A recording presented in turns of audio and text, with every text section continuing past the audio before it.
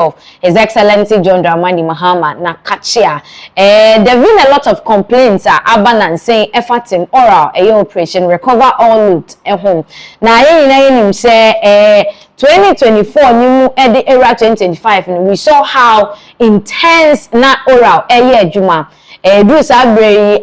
okujeto ablakwa benya ne position as the foreign affairs minister Sam George and Sunya position as a minister for communications and digital technology. No, they are going about their ministries any other day. And no, Ababetoja say, Omisha de Ekwana. Come here and say, Ora,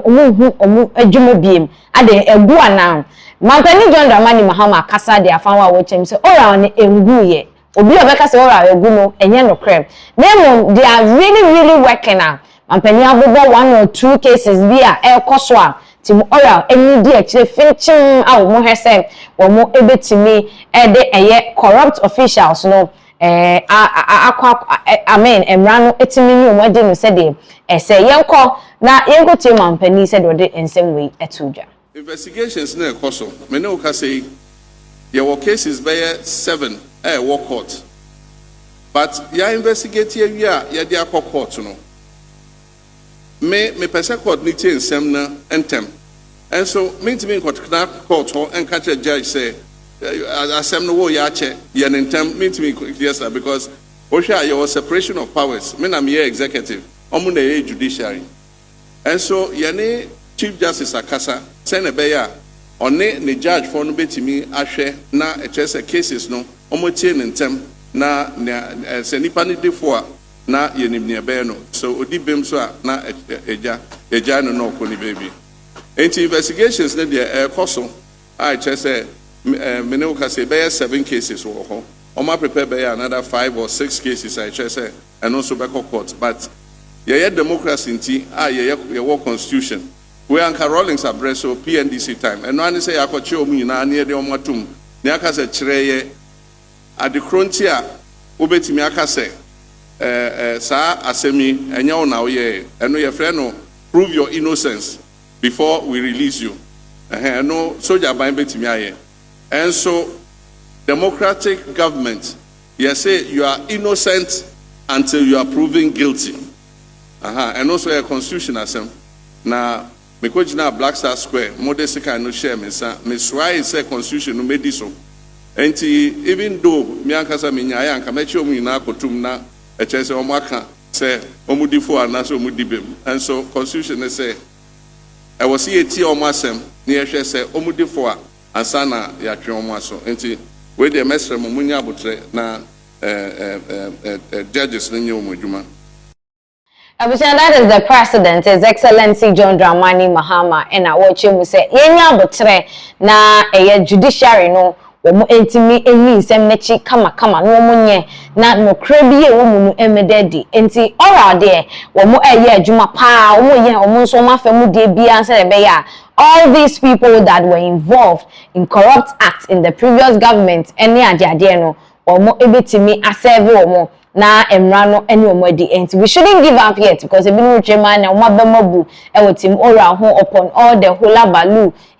kai ko eni sure shey na chire no baby amubeja ye eduye eni but the president is giving us his word say they are working tirelessly to make sure say the court and I said the judiciary but no they want to me kwasha womo isan say judiciary so an independent body the arms of government no eho into womo so womo adwuma no said the so over time no would be seeing all the outcome of the cases akwakoka judiciary no ensa no still mampani John Dramani Mahama akache no na nada ye hu se okopie mu UN na UN summit no na wode proposal bi ekoye efa reparations hu se abrofo no womo before titire Ghana and other countries efa transatlantic slave trade mu no omo be pataye na ebra omudi afemu niema akose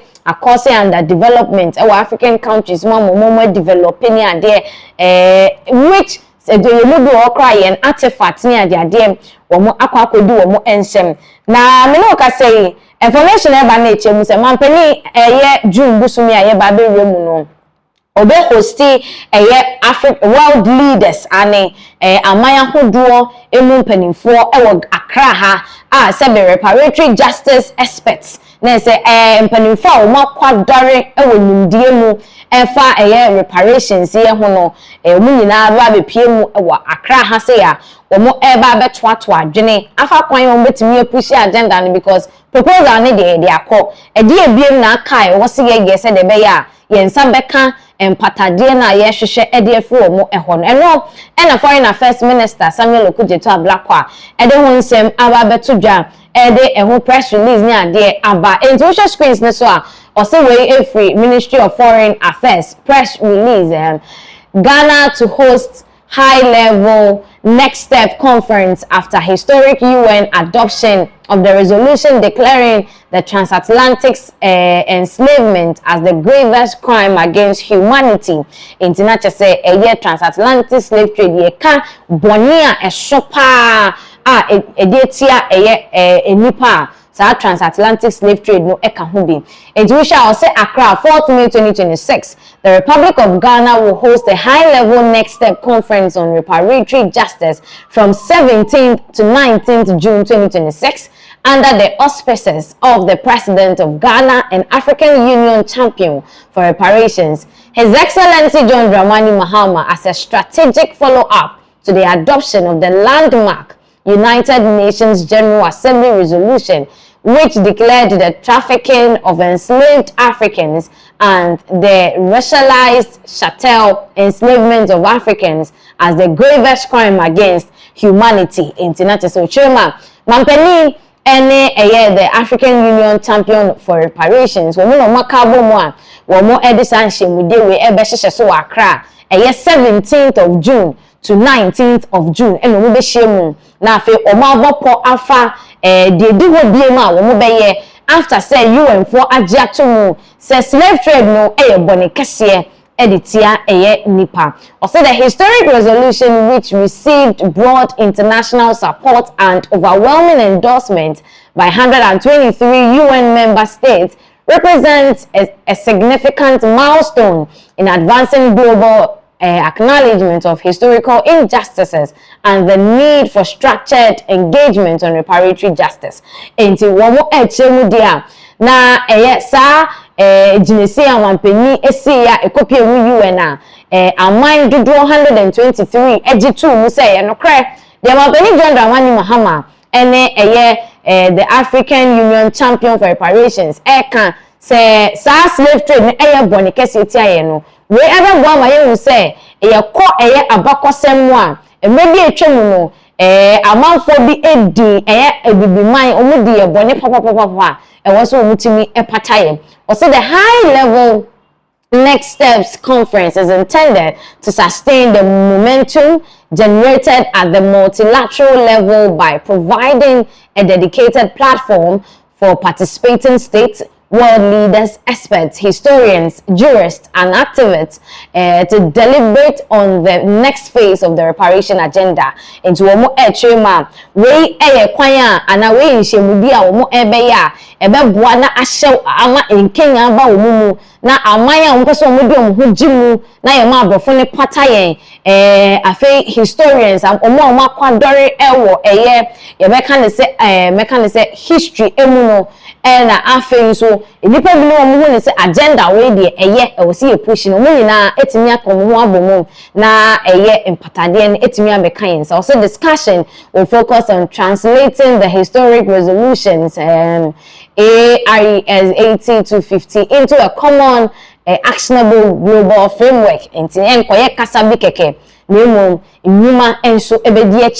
The outcome document is also expected to highlight a collective effort aimed at developing coordinated policy approaches, institutional frameworks, and mechanisms for sustained international engagement. Into Muchema, Omushani Mukwanse, Inshimude, omo ebenya kwanye omefaso omenya strategies niema omeke kabomu ama hodo bido mutuma bebo mutuma na enisuade wen etimi abemu. This conference will bring together heads of state and government, ministers of foreign affairs, academics, researchers, members of the global coalition, as well as representatives of regional and international organizations and experts on reparatory justice. International say, we Jumedi Basso Accra, and say Ghana, you post a Basso Papa Accra Bear Days and say, a mind penning for Kuku Damnia Kesiaka, and a rabbit PMU ASEM, and I say foreign affairs ministers a whole